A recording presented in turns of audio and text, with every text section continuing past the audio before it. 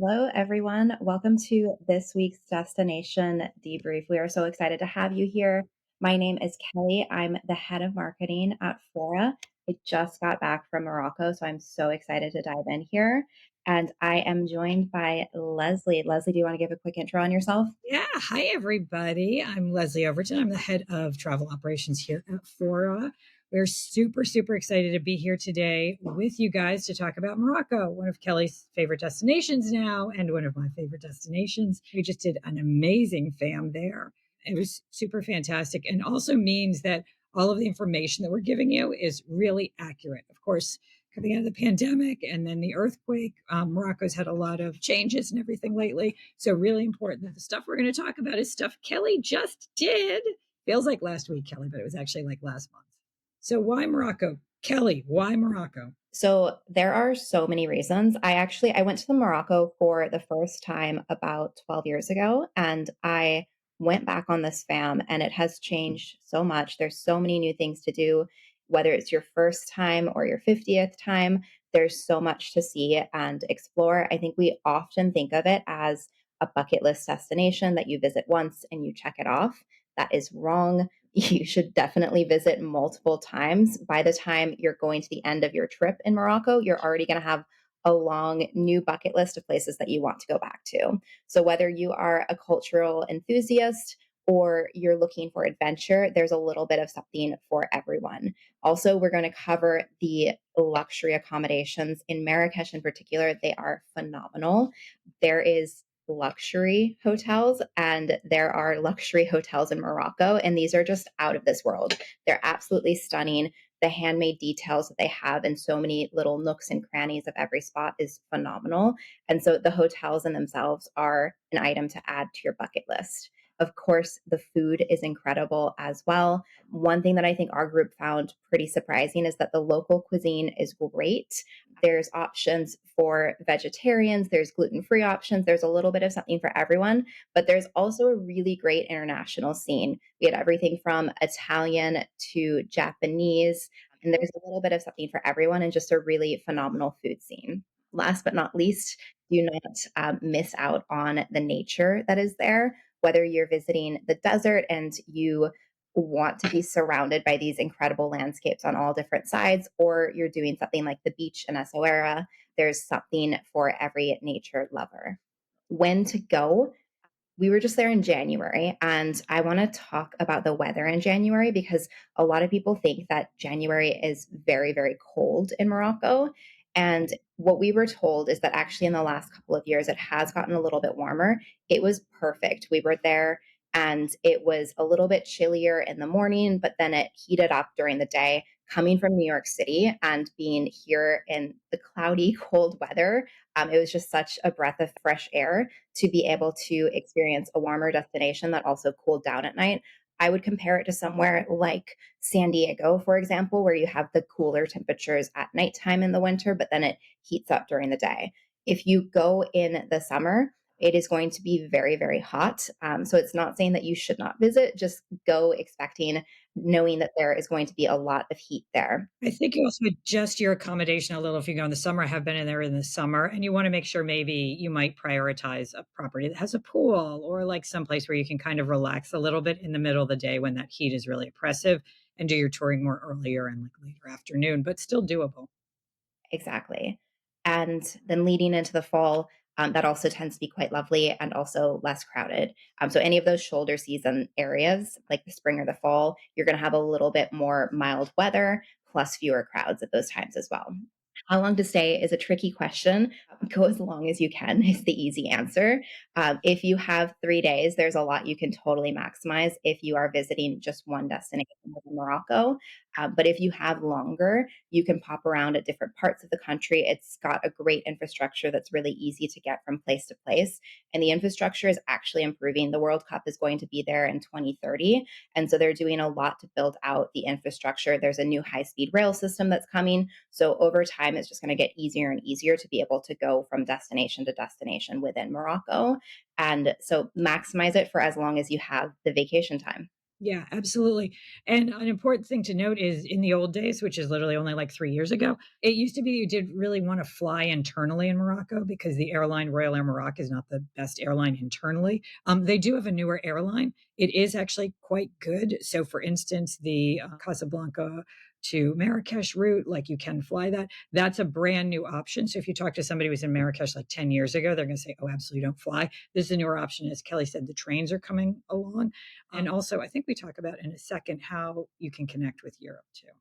Yeah, that's a perfect segue actually into talking about the airports. Yeah, exactly. So, how to get there is something that can be a little bit more complicated than most people think. Because I think that when people start talking about going to Morocco, they just think Marrakesh and they're like, oh, Marrakesh must be the biggest city. I'll fly in and out. That's fantastic if you're coming from Europe or if you want to fly on any of the airlines that connect through Europe. But if you want to come direct from the US, there is a flight from New York to Casablanca and a couple of other gateways to Casablanca. It is very short. Morocco is the bit of Africa that sticks out. So it's only a 6 hour flight and it is direct. It is also less expensive because of that. If you are going to fly through Europe, your closest connection or the shortest time is going to be at least 14 hours. And it's probably going to put the price up, particularly if you're traveling at a high season for any of the European destinations. So just something to think about because it also means you could do one way into Casablanca and then out of Marrakesh. If you are going to fly in and out of Marrakesh through any of the European gateways, that's a great thing to add on to your Morocco trip.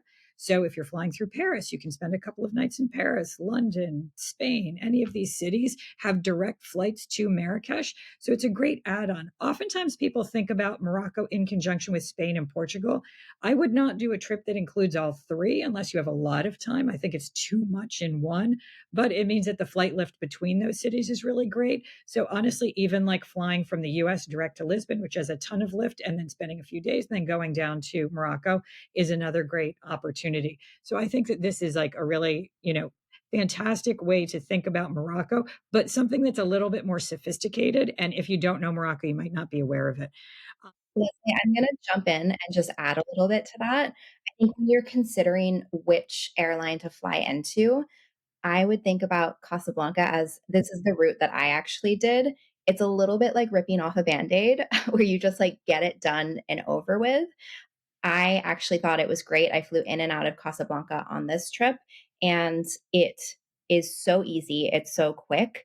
And then you land, you have a soft landing in Casablanca. There's some great hotels there that you can stay at. So then you can just recover from your jet lag that much quicker, as opposed to having this much longer experience at different airports. If you're not adding on to your trip, I would definitely recommend just doing in and out of Casablanca because it's very, very easy. The flight from Casablanca to Marrakesh as well is so simple. I flew back from Marrakesh into Casablanca and then back to New York City, and it is not a problem at all. If you are adding on to your trip, the trip that I did previously, prior to this one, I actually did Portugal afterwards. So that was a really easy add on that I don't think a lot of people realize geographically how easy it is to fly out of Casablanca and then over into Lisbon and have that be an add on to your trip. Yeah, completely, completely agree. So we kind of already started, but trips that can be easily added on to Casablanca. Spain, I mentioned.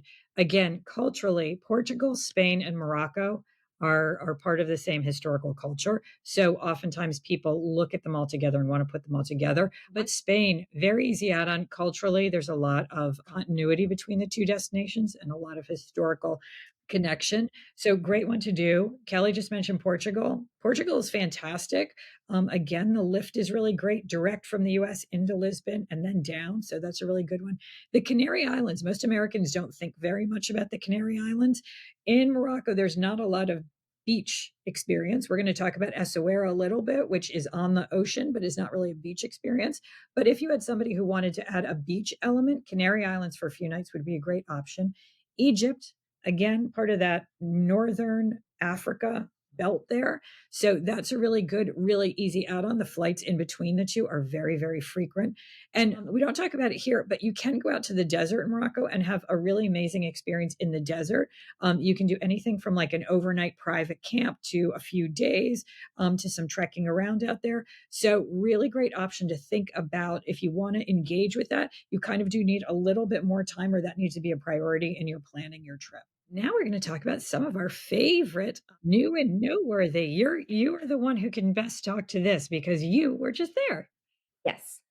Romance or Marrakesh is our number one booked property in Morocco, and really exciting. They do have two new locations that are coming. One is in Casablanca. Again, this is going to give you a really soft place to land and really make sure that you're either having a fresh start to the beginning or the end of your trip. So that's going to be a complete game changer for that city. I think a lot of people tend to skip over Casablanca. This is among other destinations and reasons to stay in the area is going to make people want to stay a little bit longer in Casablanca. And then Royal Mansour also has a second beachfront resort that's coming into Muda Bay, which is in northern Morocco. Yeah, I actually think a lot of people just think, oh, I just want to do Marrakesh. And I think you do everyone a disservice just to do that. The country as a whole is fantastic.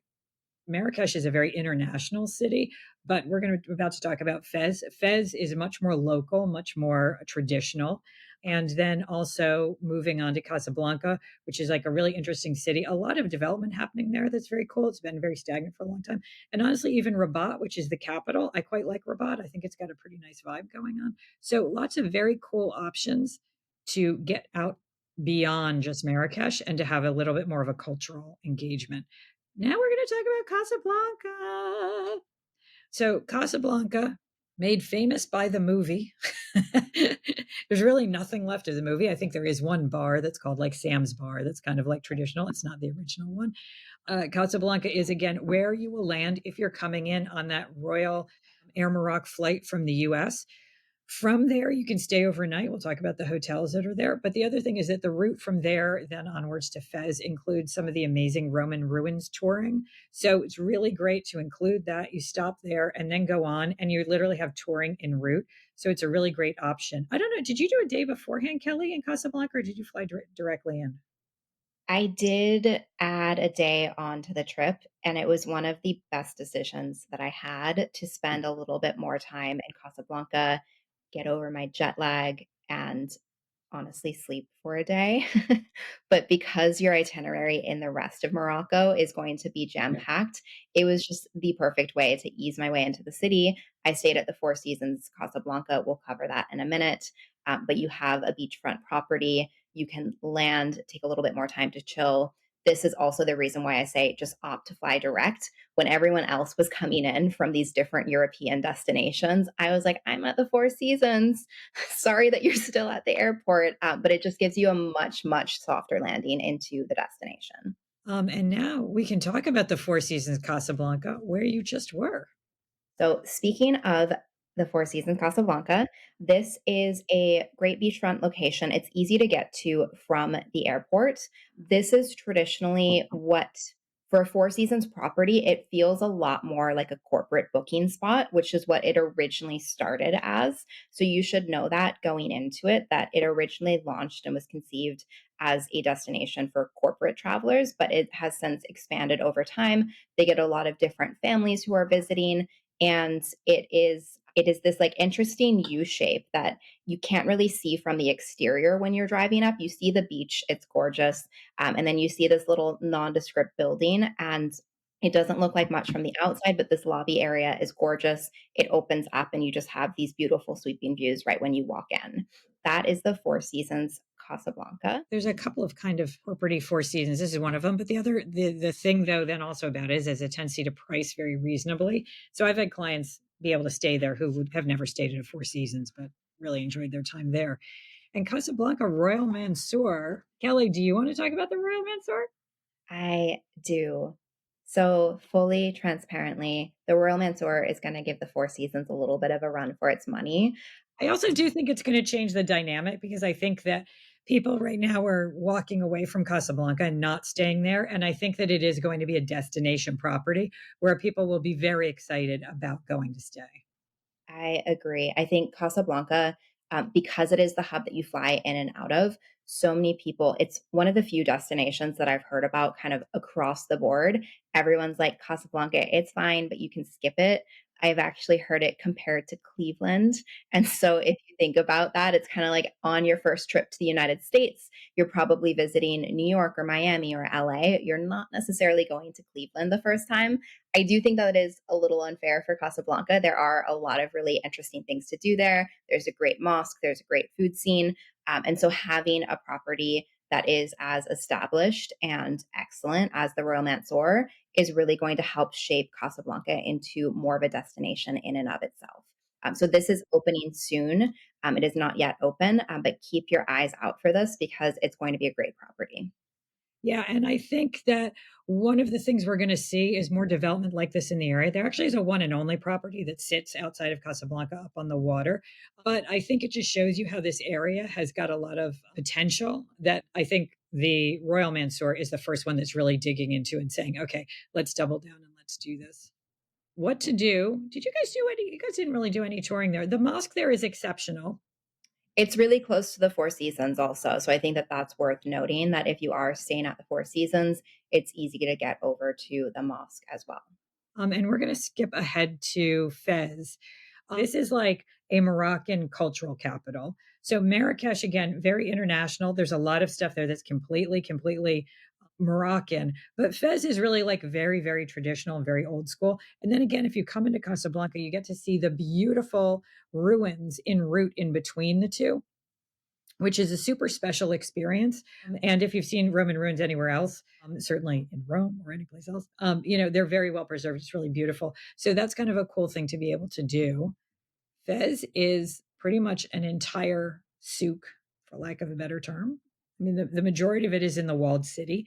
There are people who've lived there for almost their whole lives and they still can't navigate it because it is a very traditional souk where there's no indication of what's on the walls. So you just go through these sort of like white hallways, for lack of a better term, with doors on them. It's very hard to tell what's behind them or which way to go. There's not really clear streets marked or anything else.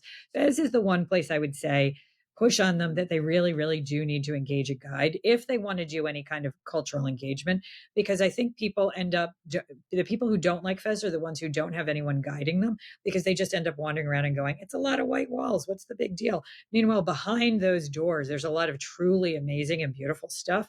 There's beautiful mosques. There's the leather tannery, which you can smell from a mile away, but there's a lot of stuff going on there. Just to expand on Fez a little bit, one thing that I will say, it's worth doing Fez and then Marrakesh because if you visit the Medinas in both locations, you can see how radically different they are.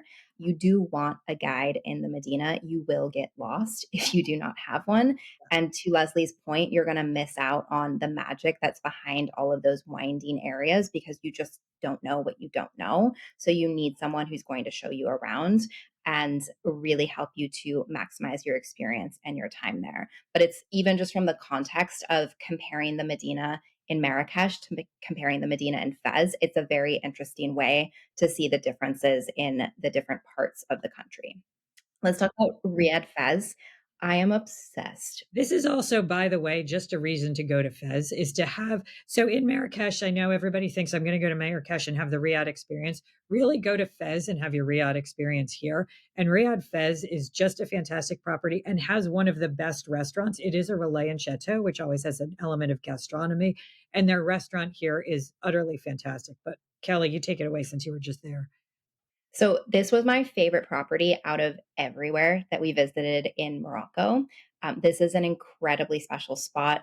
It is, it has charm like literally in every single nook and cranny, down to each room is different, but the details as well, the doorknobs, we kept opening doors and exclaiming to each other, like, look at this doorknob, and just getting very, very excited over all of these little details. There's a whole lot of charm packed throughout the entire space. It's worth noting that each space and each room is completely unique.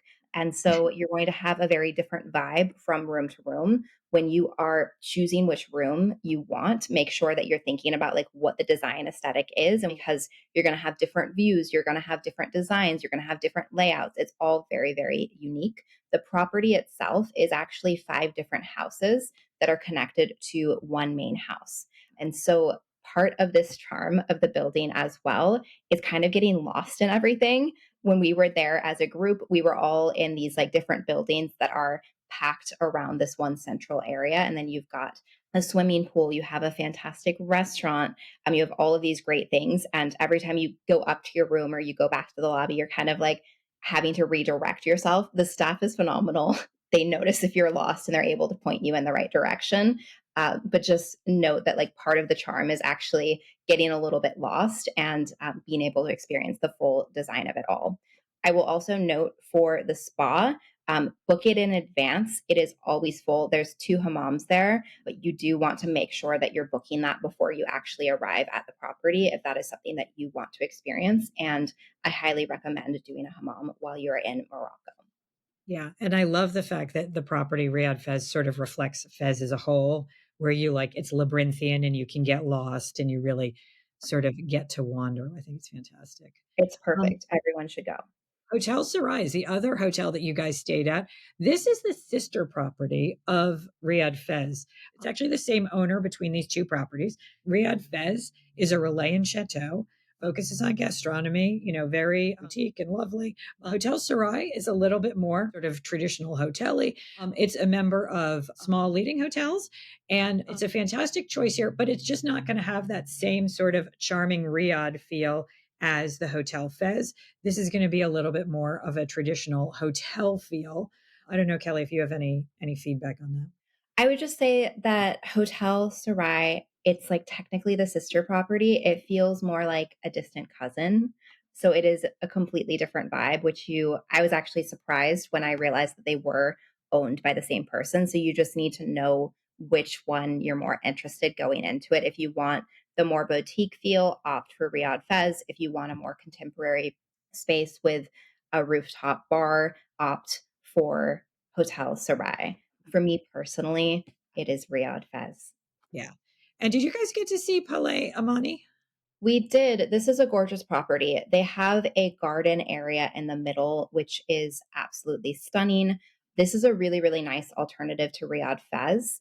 It is a great option for someone who really values experiences and wants a more immersive and local lens into the destination itself.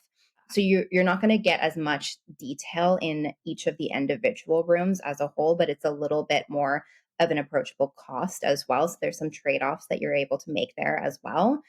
Has Amani is the largest riad technically in Medina. And this is because they have not combined houses. So if you remember at Riyadh Fez, it's those 5 houses that have been combined. This is all one building. It's one original house with no extension, which in and of itself is a little bit mind blowing because it is so huge.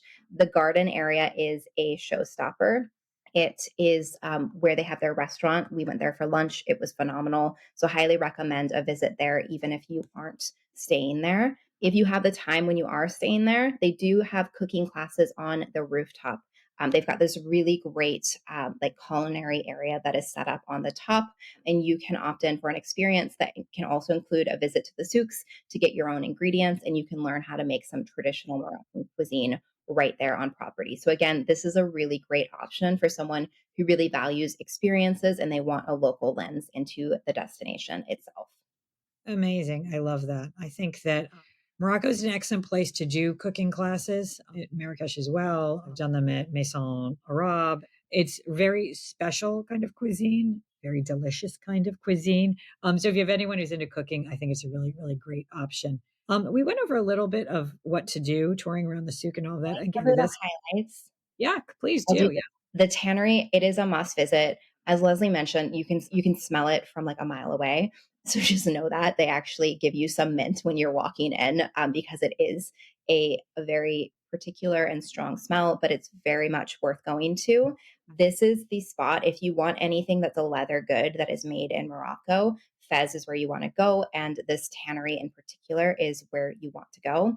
I found this beautiful yellow jacket that I could not help but to purchase. I think about half of the people on in the group, they purchased something. One thing that's really fun about this tannery is they can measure you there and they will make a custom jacket or anything that you want, and they'll deliver it to your hotel a couple of hours later. So that's just a really special custom made souvenir that you can get.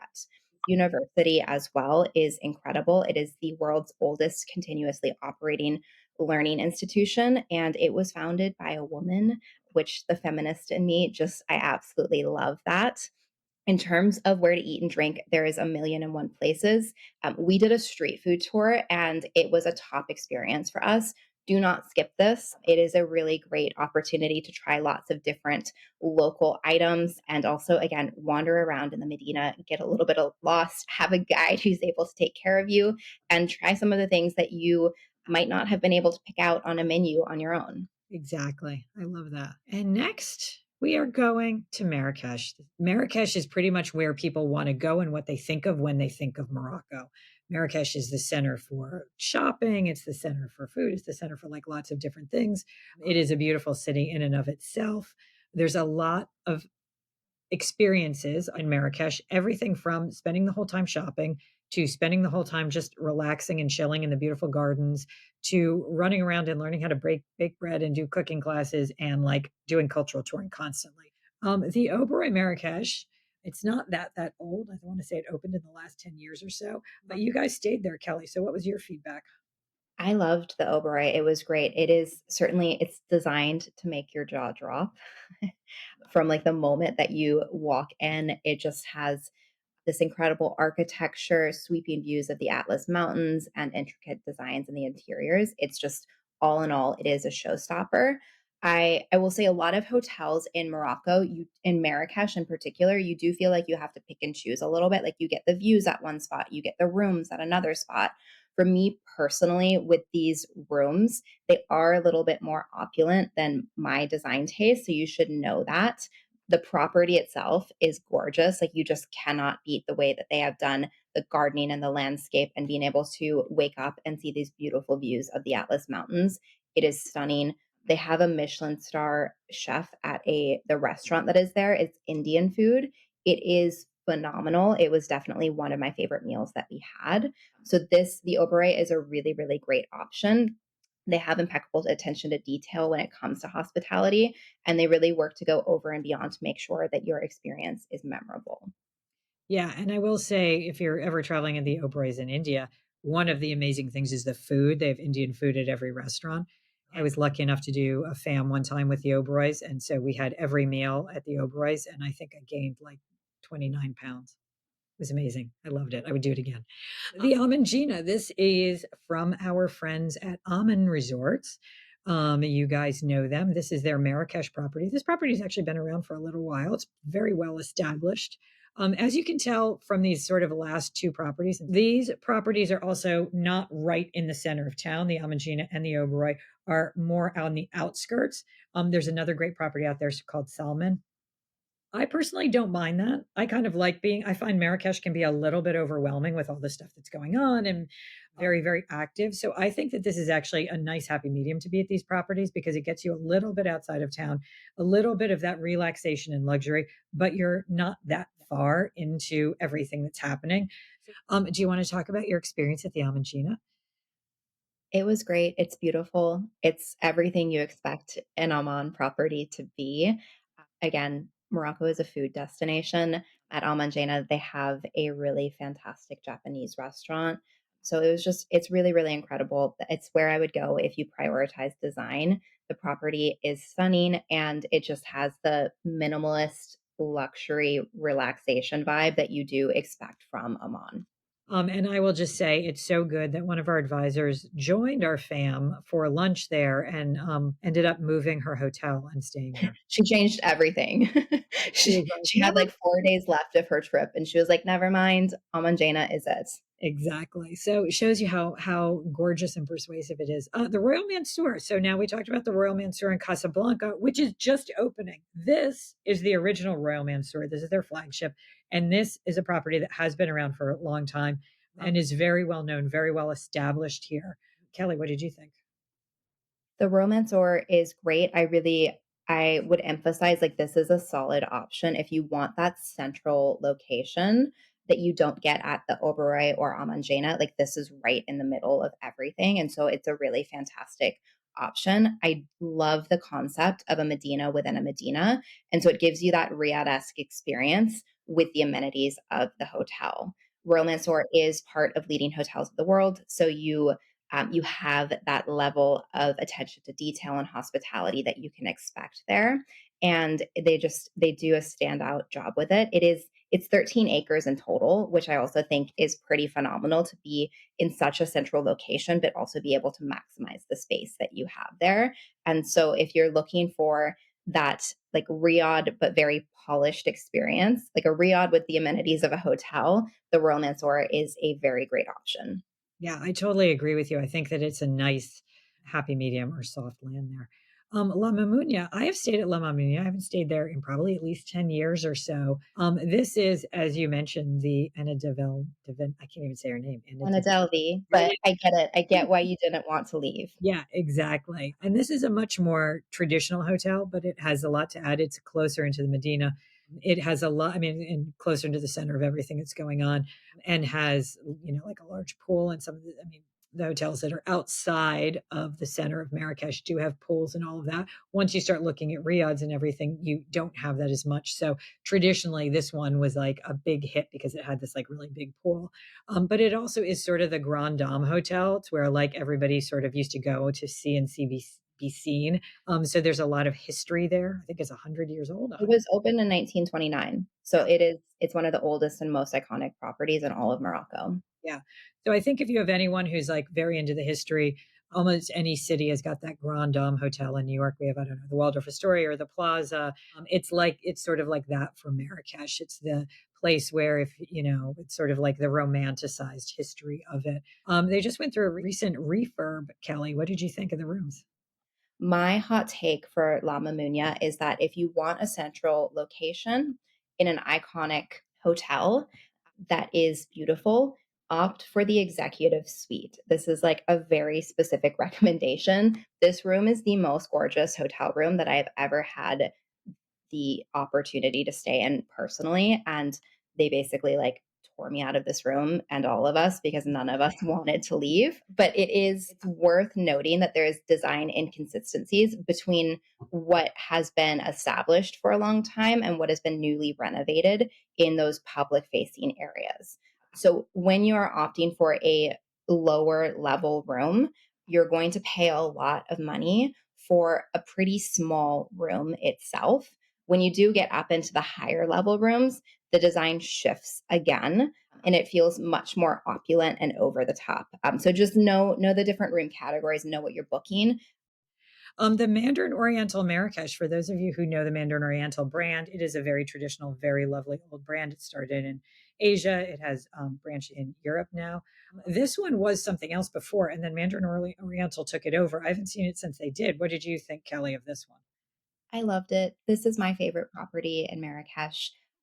At most of the Marrakesh hotels, again, you do have to pick and choose based on your priorities, whether you want a beautiful room or a great common area or stunning views. And in my opinion, at Mandarin Oriental, you don't have to choose. You can have your cake and eat it too. So for me, this just really checks all the boxes of what you're looking for. They have a lot of villas. They also have rooms.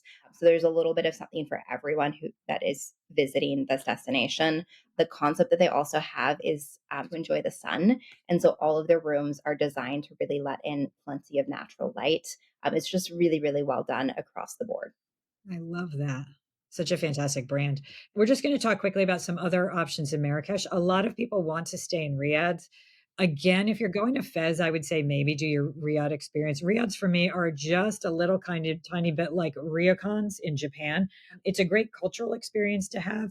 There are some limitations, which might mean it's not actually the perfect hotel experience. They often don't have lobbies. They sometimes don't have restaurants. They're not going to have room service. They're very small. So you can't have, if you have a bigger group. So there are some complications with Riyadhs, but a lot of people are interested in the Riyadh experience. Villa d'Orangerie is one of our favorites in Marrakesh. It is a gorgeous, gorgeous Riyadh, very contemporary design. The owners, I think, came from the fashion world originally in France. France. So it's very, very chic. One of my clients stayed there probably 15 years ago. And to this day, every time I plan a trip for her, she says, I want something just like that.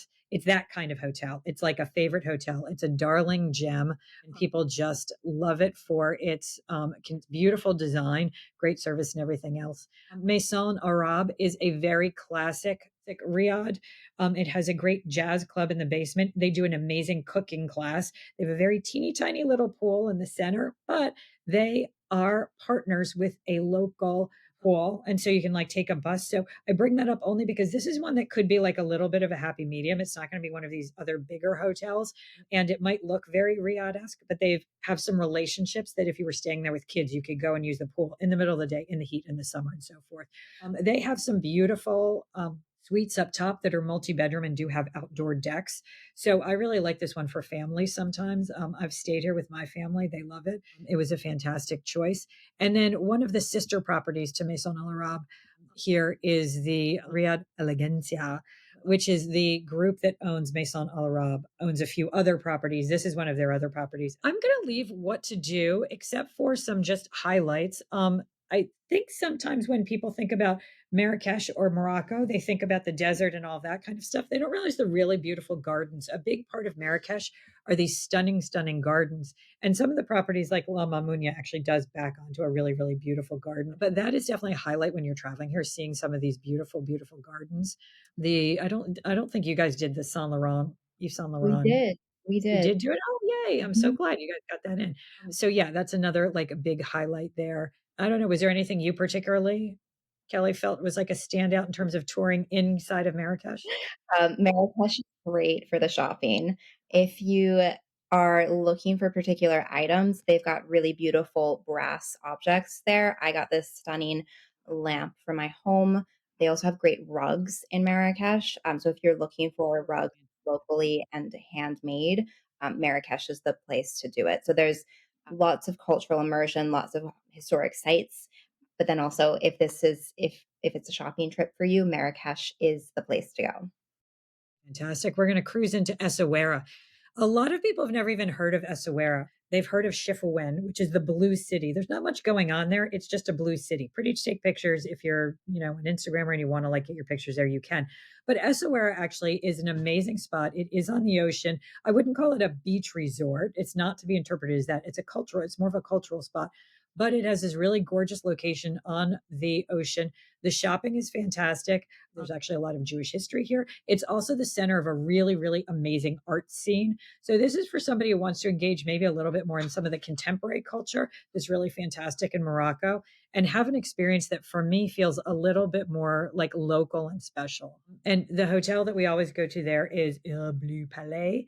This is the best option there. There are not a ton of hotel options there, but this one is super special. Kelly, do you want to talk about your experience there? This one also is Relais and Chateau, I believe, from memory. It is Relais and Chateau. This is a great property. It was a luxury home before it was transformed into a hotel, so you do get that very local, authentic vibe to it. It is a beautiful Riyadh style space, and it has this gorgeous garden in the central area, as you can know and learn to expect from the different Riyadhs that are available across Morocco.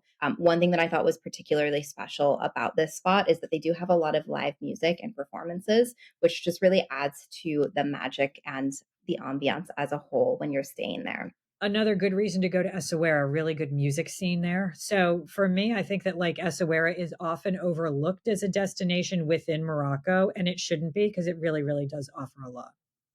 Exactly. Yeah. And then with this specific property, the two things to note that I think are really nice, there is a rooftop pool and a bar area on the top. This is a really nice spot for a sundowner. If you have had like a long day exploring in a lot of different places, it's nice to go back and just relax when you're there. And then the restaurant has this just really chic, moody vibe to it that is a very traditional Moroccan style. So that is a must visit as well.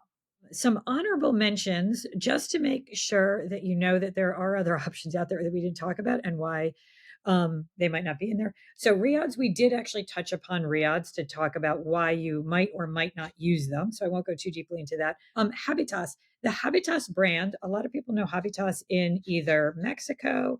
There's one in Saudi Arabia. There is a Habitas in Marrakesh. It's on the edge. It's outside. It reminds me a little bit of the one in San Miguel in Mexico because it's on the outside. The thing about Habitas is that it is a sustainable brand. So they rent property instead of buying it, and then they bring in everything prefab, and they can go from zero to a fully functioning hotel within 3 months. The rooms all pop up. They're all similar design. So the rooms are sort of basic, but quite lovely. They have the bathroom at the back. They usually have a sort of glass opening that looks out over the environment in the front. Very cool option here.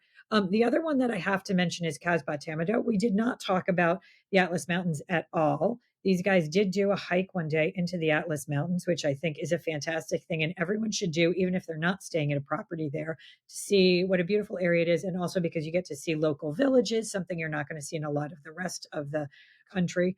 But Casbah Tamado is the Virgin Edition, the Richard Branson property there. It is stunning. It did get a little bit damaged during the earthquake. And so they decided to shut it down and just do a full refurb. It's going to reopen in May. This for me is a fantastic family property. So a lot of people are like, oh, can you bring families to Morocco? Absolutely. It is a great family destination. And this should be definitely a stop on your itinerary if you're bringing a family.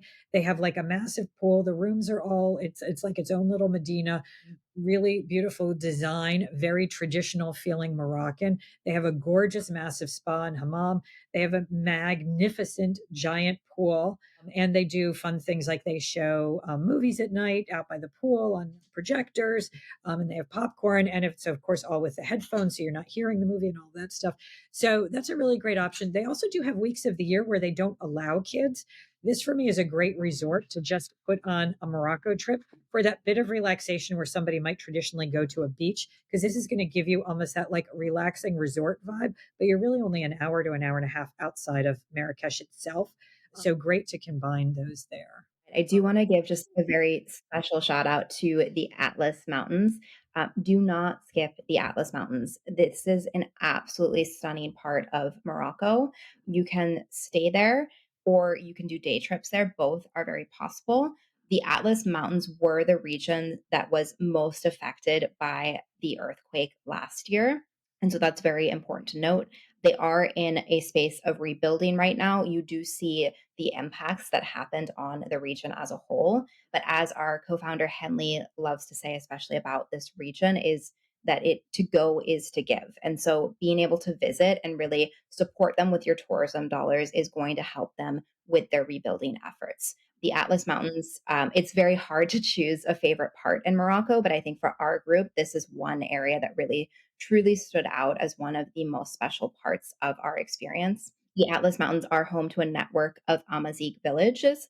And you might not have heard the term Amazigh before, probably heard the term Berber. Berber is actually the more westernized version of what is the local indigenous group of Amazigh people. So this is a place that you can engage in active travel experiences. We did a hike.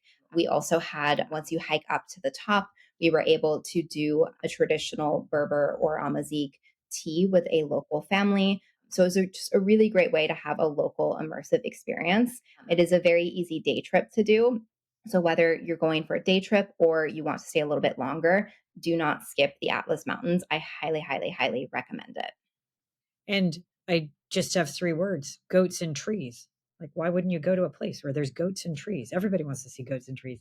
Amazing, amazing, amazing. Thank you so much, Kelly. I love all of this information. And of course, you have such fantastic style. I love always your takes on all of the hotels. Thank you, everybody, for being here with us today. Next week, we will be covering Hawaii with Allie, our Senior Director of Commercial Strategy. So we will see you guys then. And as always, it's just a pleasure to be with you guys. Have a great weekend.